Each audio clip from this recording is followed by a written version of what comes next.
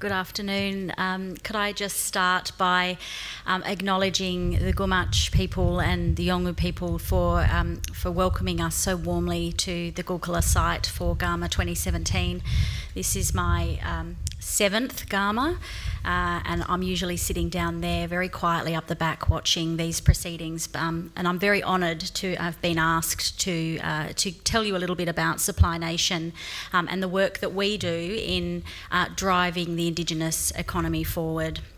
So I wanted to talk to you a little bit today about the past and the present, and of course about the future, and talk to you about what Supply Nation does and what our vision is for the future.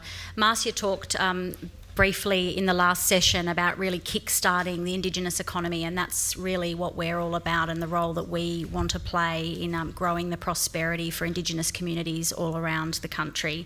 And we do that because we know that that will have a very big flow-on impact for the future of our children, our communities and the country as a whole. So I wanted to just start today by sharing a little bit about me and why it's important to me and why to do the role that I do as CEO of Supply Nation and why I love the job so much. My father's an Aboriginal, very proud Aboriginal man who ran his own small business in Canberra where we grew up for many years and faced many of the challenges that all small business owners face. But where we all pitched in as members of that family to help him keep that business going and keep it sustainable, but it was a struggle, and I can tell you now that I know more about landscaping than I probably should, and can probably help you whip up a retaining wall or lay some turf if you need some help. But for him, the real game changer was when he won a government contract. He won a contract with Defence Housing Authority to maintain the defence properties around Canberra in the Duntroon area, and that was really a game changer for him and his business because it provided certainty to us as a family and to his business, and it allowed him to employ more people and to grow the business and to make sure that he was providing for our family and setting a really great example for all of us and me and my two sisters on a great work ethic and what can be done through the power of business. I've previously worked in two large corporates as well as in the federal government, and the two corporates, Qantas and Leighton, that I worked with previously are both founding members of Supply Nation.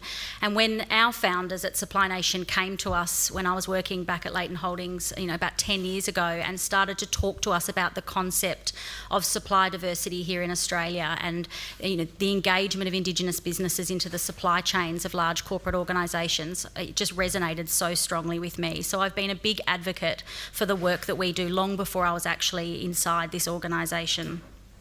And that's because we see that there's a consistent theme across business, and that's that a diverse supply chain and one that includes Indigenous-owned businesses is not only good for the business itself, but it's a great way of producing positive social outcomes as well. And that's linked to my past experience and the way that I've seen the world.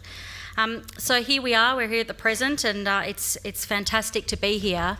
I want to talk to you about the work that we do at Supply Nation. We focus on three main areas: the verification process, connections and support. We're about levelling the playing field for Indigenous business.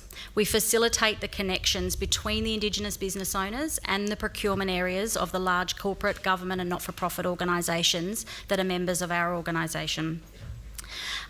We also have a very strong verification process in place.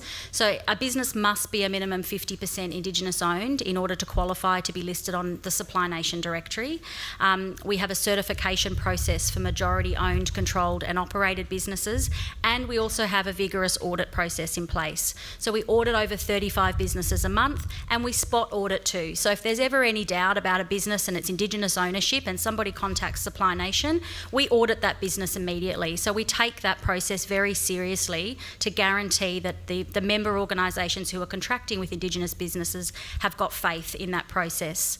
And then we support the member organisations in particular to make sure that they're making their supply chains and their organisations a safe place and a place for Indigenous businesses to be able to come in and form partnerships and win work and have ongoing sustainable contracts with those organisations. So what does that mean in practice? Well, we have a national directory called Indigenous Business Direct. We have about 1,300 businesses on that directory. There are about 140 at the moment that are listed here in the Northern Territory. And we have about 300 corporate and government and not-for-profit organisations. And we've seen quite significant growth over the last couple of years with over almost 70% growth in membership of our organisation and over 300% growth in the number of businesses that are listed on our directory. And the Minister touched on it in the last session, and I'll touch on it again now about the employment piece. That is a flow-on effect from a strong Indigenous business sector. We know that Indigenous businesses produce a variety of social outcomes across communities, and one of those is absolutely employment. We know that Indigenous businesses are about 100 times more likely to employ Indigenous people. I saw that in my father's own business. We see that every day as the business sector is growing, and we have about close to 40% Indigenous employment rate across the Indigenous businesses listed on the Supply Nation directory. We also know through our own social return on investment reports that about $4.41 of social return is generated for every dollar of revenue generated in a Supply Nation certified business. So the flow-on effects and the impact that a strong business can make on a community is quite significant. And Indigenous business owners are also really setting themselves up as role models for future generations coming through. You really can't be what you can't see. So for a young Indigenous child here in Australia who's looking up and seeing members of their own family and their own community doing well in business and providing for the community and their family is a very, very powerful message. So I've talked about the past and I guess about the present. I want to talk a little bit and wrap up by talking about what we're doing in the future and how we plan to continue to play a significant role in growing the Indigenous business sector and the impacts for the broader community. What we really want to do in the next 12 months in particular is make sure that our directory is a directory that is as user-friendly as it possibly can be for anybody looking to procure goods and services from Indigenous businesses.